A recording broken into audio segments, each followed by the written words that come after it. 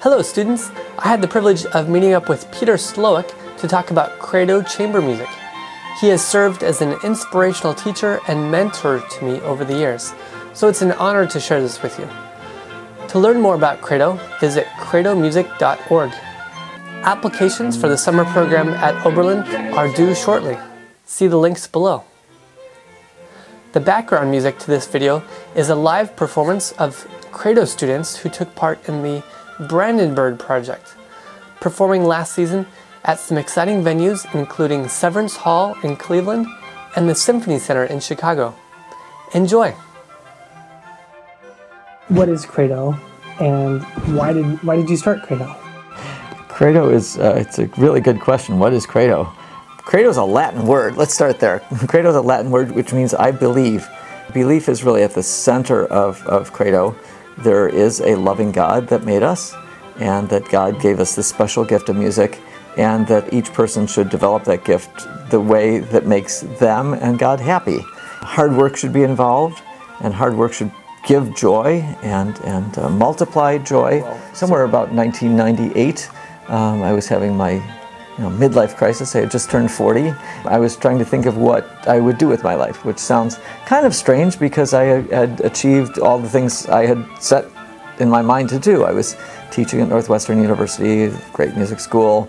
I was playing the Chicago Symphony, and that was those were my two goals growing up, to play in specifically the Chicago Symphony and then teach at a major music school. I knew that God wanted me to do more with my life. It seemed like all the great musicians I had encountered, either in person, playing with, say, Emanuel Axe or Yo-Yo Ma, or in history, reading the biographies of Casals and Fritz Kreisler and those people, they were all fantastic people.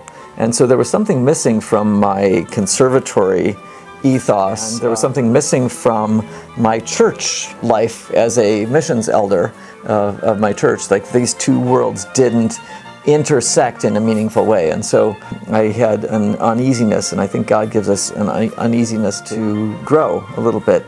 And so the mission statement: develop the gift, acknowledge the source, and respond to the service. We're specifically saying this is for talented people.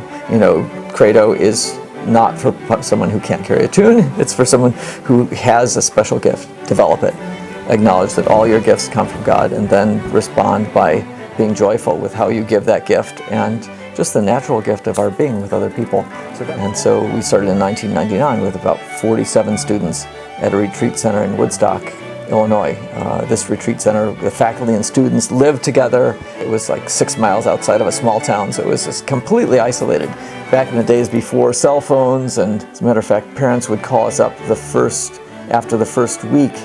On Saturday, the kids would find their way to the one cell phone, and they'd call home, and we got a couple of phone calls from parents saying, "What did you do to my child?" And I said, "What?" And they said, "Well, they sound so happy, and they sound so relaxed and so confident.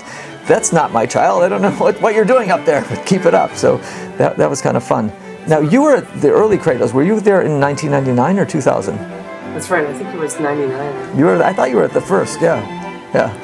We were really blessed by having some really great students, and of course really great faculty. The neat thing about Credo is we've been going 17 years, and we have the same faculty that we had at the beginning, which means we're all getting a little older, so got to raise you guys up to take our place.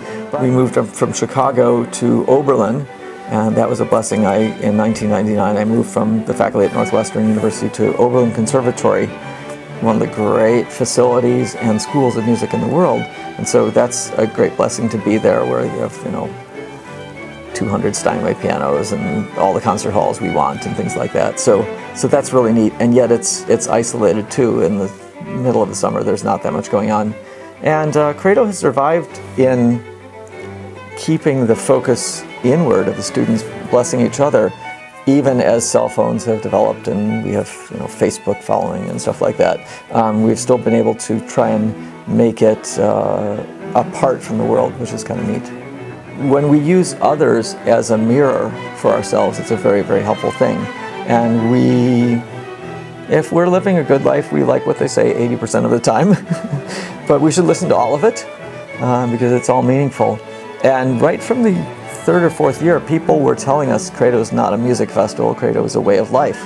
And that's why I started, we're asking what Credo was. I was trying to say it was all these attributes that are together that happen to be in a music festival. It's about relationships. I think it's about relationships with yourself and who you are. I think it's about relationships with God, of course, and letting Him enter into your being and have you become the best you can be. I think it's about relationships with others. I think it's about relationships with work ethic and thought and ideas. We're trying to involve mission activity. We had a mission trip to California, a mission trip to Chicago last spring. We would like to do music relief efforts, teaming with the Red Cross maybe, to go to places that need emotional healing as well as physical work. Again, inspired by a Credo student, Hannah Stewart from Chicago, went with a team from Juilliard after the tsunami in Japan. They went, and about a month later, not as part of the initial efforts, but as people were still in the shelters, they still needed emotional healing. The Credo blog is another part of the thought process here. Stephen, you were Credo-ish. You were part of the Credo family before you came to Credo. You were a great violinist and fun person, desire to serve God in every way you could. And so you were aided in many of these things, perhaps by being associated with the people at Credo. The violin playing had certain ideas, the idea of community got fostered, and which is, I really love what you're doing with these videos and every way you're trying to build your community around you here. Is we would love to see Credo being a catalyst for people getting together. In the business world, they talk about silos, all these vertical structures, and we would like to maybe connect those silos. People in the music world who are doing good things are so creative, they're really working to make their own thing happen. But if we all support each other, then all of these things will happen. So it's a way of life. There are several ways you can kind of get in touch with Credo. You can contact the Credo office and say, hey, this sounds like a really good thing. How can I get involved? And we'll point you to specific people. All this is on our website, credo-music.org.